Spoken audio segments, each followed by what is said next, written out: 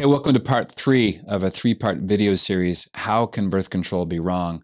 We're talking about contraception in light of my book, which is called Contraception Deception, Catholic Teaching on Birth Control, formerly titled Sex Au Naturel, What It Is and Why It's Good for Your Marriage. And I wrote this because I'm a former dissenter. I used to think this is a complete crock. So I'm very sensitive to the objections to this teaching that love and life belong together and that contraception is intrinsically wrong. And in the first video, I talked about the scriptural basis for the teaching and some of the word games that are associated with dissent from the teaching of the church and the Bible. Last week, I talked about the natural law, which is really the main well of philosophical support for the teaching of the church against contraception. And in this video, I want to do two things. I want to give a couple of examples about why there is a population problem. It's called the population implosion. And also a couple of analogies to help you understand the difference between natural family planning, or NFP, and contraception. So as you may have noticed, I don't tend to use the word birth control. The term birth control was coined by Margaret Sanger.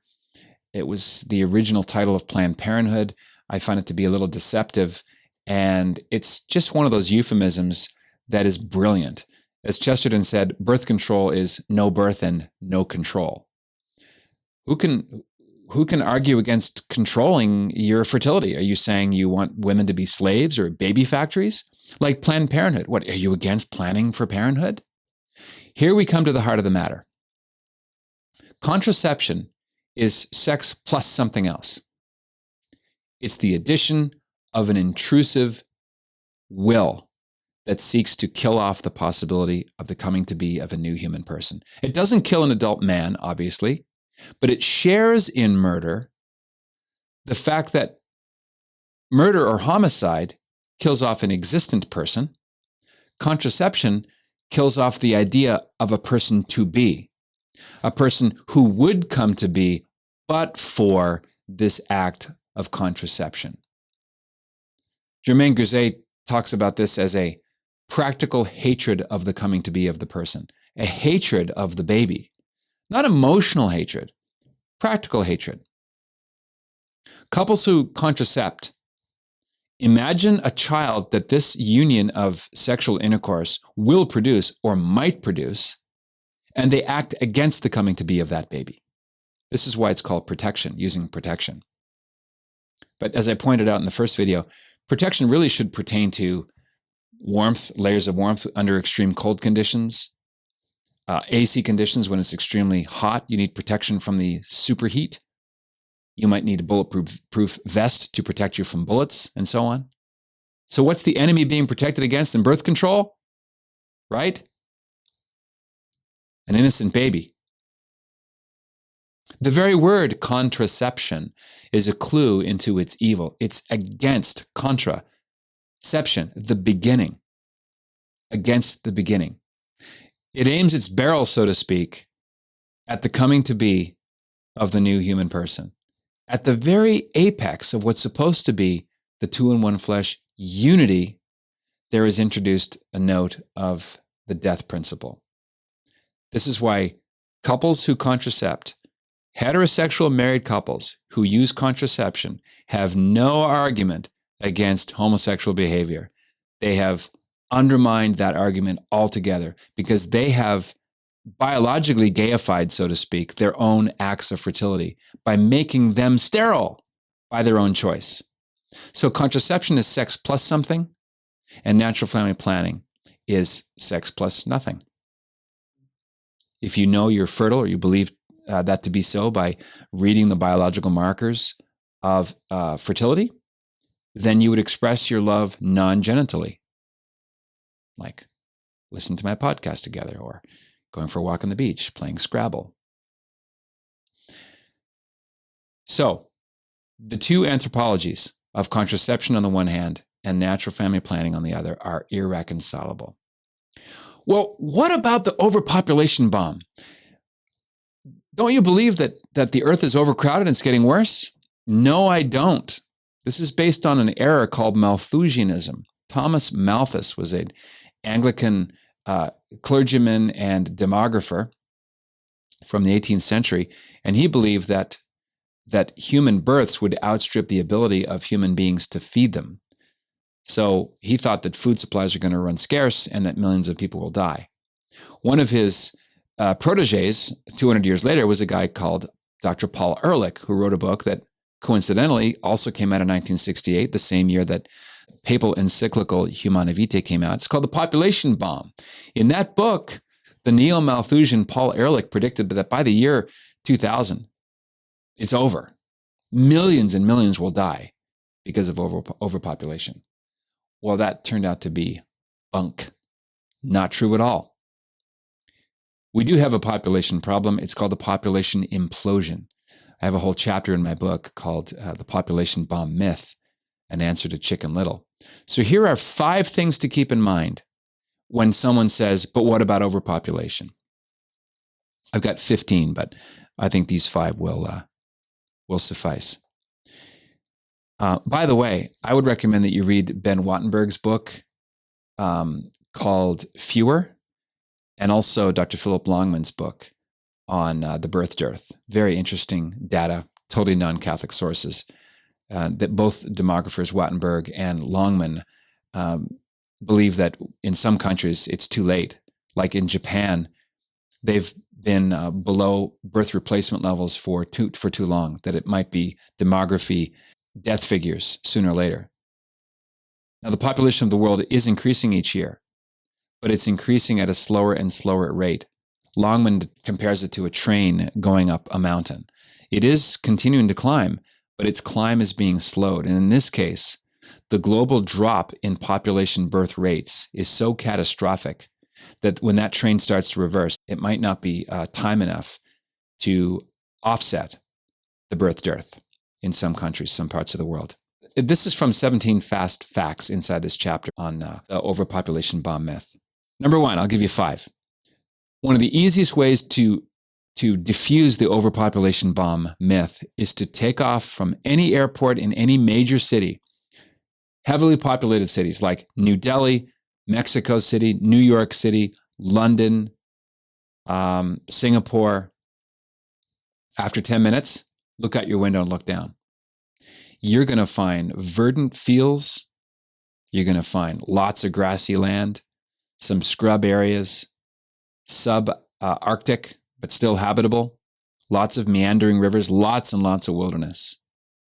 If the earth was overpopulated, you would not see this. You would see an ocean of humanity and people in Australia falling off the earth because they're on the southern hemisphere, right? Fact number 2, 46% of the earth is still pristine wilderness. That's the specific number. This area, roughly 68 million square miles, is home to only 2.4% of the world's population. So 2.4% of people live in an area that is over 60%. The remaining 46% is still arable, can still live there, but no one's moved there yet because it's wilderness. People naturally cluster in cities. We do so for commerce. We do so for social and cultural reasons. So you'd expect there to be heavy clustering of population rates in certain areas like Singapore, Hong Kong, New York City. Number 3, Africa is often held up as incontrovertible evidence that overpopulation causes poverty. But Africa has only 1/5 the population density of Europe. And according to estimates by Roger Revelle, former director of the Harvard Center for Population Studies, and research by the University of California of San Diego, the continent of Africa has an unexploited agricultural capacity to feed twice the present population of the world. Number 4. So this is relating to Canada, my home and native land. A 2005 Statistics Canada study describing Canada's population plunge as an unprecedented situation revealed that Canada is aging so fast that senior citizens over 65 will outnumber children under 15 less than a decade from now. That's a bad metric. I mentioned Japan earlier. Here's the 5th one. Russia's population drops by almost 750,000 people yearly. Russian President Vladimir Putin has called Russia's birth dearth the most acute problem facing the country. So he's made a similarly funny attempt at a remedy, same with Quebec. These remedies include cash incentives for extra fertile mothers and the day of conception. So the day of conception is held annually on September 12th. This is not parody. This is real. It happens in the Ulyanovsk region. The contest provides a day off from work for patriotic couples to do what comes naturally in order to win cash prizes, refrigerators, and SUVs. I kid you not. So we're facing a population implosion. The answer to that is more sex, less contraception. So what about the difference between contraception and natural family planning? Here are 2 of the 5 analogies that I lay out in the book, 2 of 5 analogies, and I hope these are helpful. They make sense for most people. Remember that in natural family planning, you don't have an unwanted pregnancy. You only have an unplanned pregnancy. I'm going to finish with some of the benefits, but here are 2 analogies. Number 1, dieting. I'm not sure who came up with this one, but this is helpful for most people. If you want to lose weight, you can exercise, lower your sugar and carb intake, and you will lose weight. You can do things, and you can avoid other things. I mentioned this earlier. One thing you could do if you don't want to diet is to eat and then make yourself vomit. You could eat a full meal and then take Ipecac and make yourself upchuck. But that would be a disorder. People instinctively see that when you disgorge food that you have consumed, there's something wrong. There's something disordered about that because the food was made to enhance the health and the nutrition and the energy level of the person doing the consuming. So under natural law analysis, contraception is a sexual disorder. And in this analogy, dieting would be like natural family planning. Not having intercourse on fertile days is not the same thing as having intercourse on any of the 31 days of the month, having made all of them equally sterile. That's why it's different. This next one is from Mary Rosera Joyce, one of the first English language defenders writing about contraception and humana vitae back in 1968. She says, others deserve to hear the truth when we speak to them. People have the right to hear the truth. But sometimes a truth might hurt them that they don't necessarily need to hear, in which case you could remain silent. That might be prudent, to remain silent, as when a technically truthful word might hurt the person. So that would be natural family planning, the not telling a hurtful truth if they don't really need to know. Contraception would be using words that are false, and you know they're false. That's called lying. That's why St. John Paul II said that contraception is a lie in the language of the body. So finally, there are benefits galore to using natural family planning. One of them is marital happiness and longevity.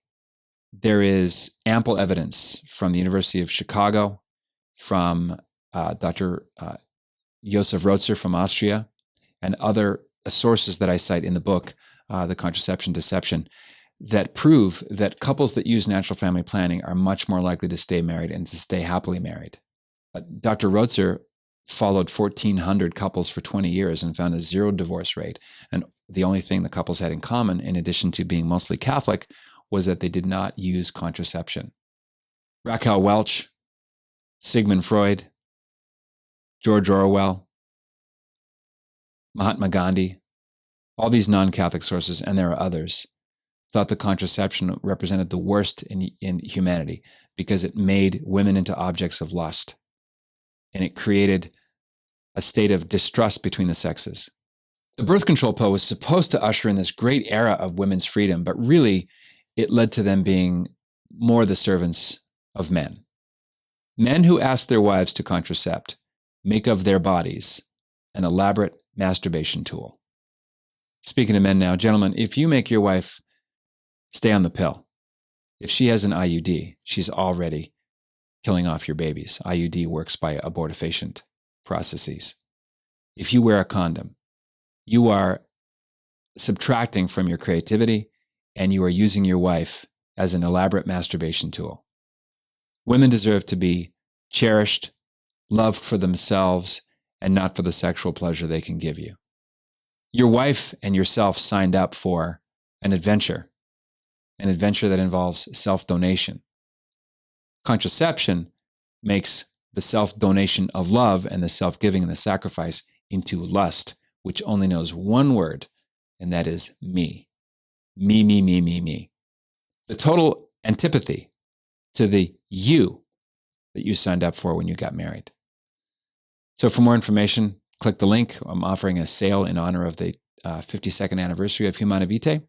Leave your comments below. I'd love to see which part of what I'm saying is fallacious or heretical or dead wrong or stupid. The Patrick Coffin Show podcast drops every Tuesday, and you might like to check out Coffin Nation, our international culture building community. Jesus never sent the apostles out anything other than 2 by 2 or more. We're not supposed to be lone rangers, so we need each other. I think you'll enjoy the book. I wrote it for people who are either on the fence, as I was, or hostile to it, as in a way I was as well. This teaching of the church is the antidote to the sexual revolution. The answer to abortion is not better birth control. It's no birth control. Because as Chesterton said, it involves no birth and no control. And you and I were made for more. In fact, we were made to be saints. So let's be saints. What else is there?